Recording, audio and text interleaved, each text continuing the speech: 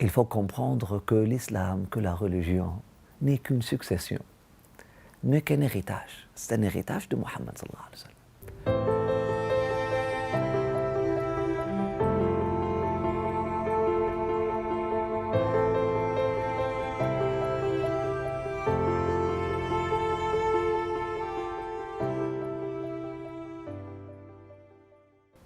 Les 5 piliers de l'islam, qui sont à la fois des aspects d'expression de ubudiyya, d'expression de appartenance à Allah subhanahu wa ta'ala, mais aussi qui sont des exercices de développement de cette ubudiyya-là, de cette appartenance à Allah subhanahu wa ta'ala, de ce sentiment d'appartenance à Allah subhanahu wa ta'ala.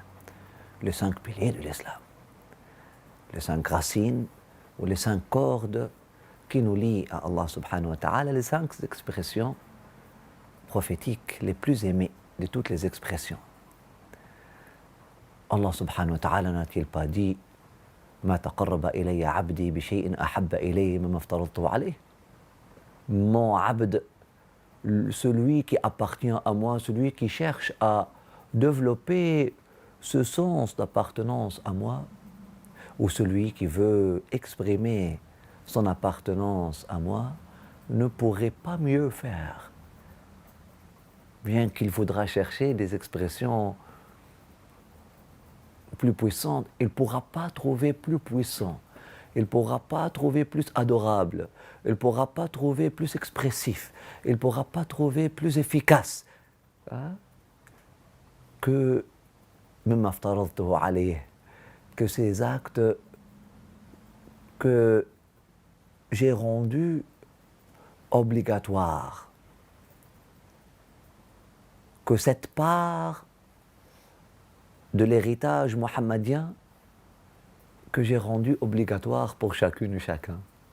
Parce que l'héritage de Sayyidina Muhammad sallallahu alayhi wa sallam, il est au-delà, bien au-delà des 5 piliers de l'islam.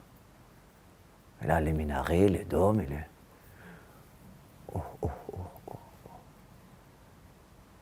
Mais les 5 piliers, c'est la part obligatoire de chacune et de chacun. La part obligatoire en quoi? Dans la rahma d'Allah subhanahu wa ta'ala.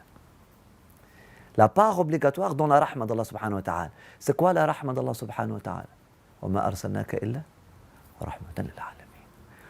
Donc notre part obligatoire dans l'héritage al-Muhammadi, notre part obligatoire dans la conscience universelle, notre part obligatoire dans la conscience, si on veut faire partie de ce cercle de conscience, c'est ces 5 piliers, al-fara'id, les obligations. Ce sont des obligations, mais aussi ce sont des parts obligatoires. D'ailleurs, le ilm de l'héritage, le droit de succession islamique, il s'appelle ilm al-fara'id. J'ai une anecdote avec ça. J'ai voulu vraiment apprendre le fiqh. J'ai trouvé un livre dans la bibliothèque qui s'appelle Lubab al-Fara'id. Je n'ai pas ouvert le livre, j'ai jugé par le couvercle. Alors il dit Lubab al-Fara'id, c'est-à-dire l'essence de Fara'id. Moi j'ai pensé que ça serait peut-être un livre qui parle des dimensions intérieures, des dimensions spirituelles, de Fara'id, des obligations. Je partais en voyage, je n'avais pas le temps d'ouvrir le livre, j'ai trouvé le livre sur la bibliothèque, et puis j'ai pris le livre avec moi pour partir, pour voyager dans l'essence des fara'id. J'ouvre le livre, et puis je trouve maths, calcul, et puis si quelqu'un a 10 chèvres, a 10 enfants, à chaque enfant une chèvre, et s'il a 10 chèvres et deux garçons et une fille, comment on va calculer ça? Une fille, elle va prendre 2, et puis les 2 enfants, elles vont prendre 4, et puis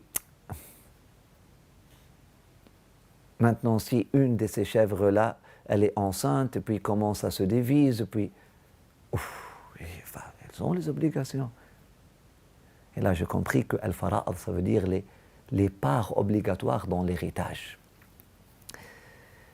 Et dans ce droit de succession, dans cette succession au prophète Mohammed sallallahu alayhi wa sallam, il faut comprendre que l'islam, que la religion, n'est qu'une succession, n'est qu'un héritage. C'est un héritage de Mohammed sallallahu alayhi wa sallam.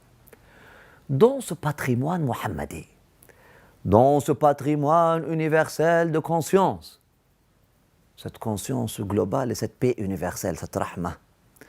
Dans ce patrimoine-là, il y a une part obligatoire pour chacune et chacun que Allah subhanahu wa ta'ala a concrétisé, a manifesté, a donné corps, a donné forme dans ce qu'on appelle les 5 piliers de l'islam.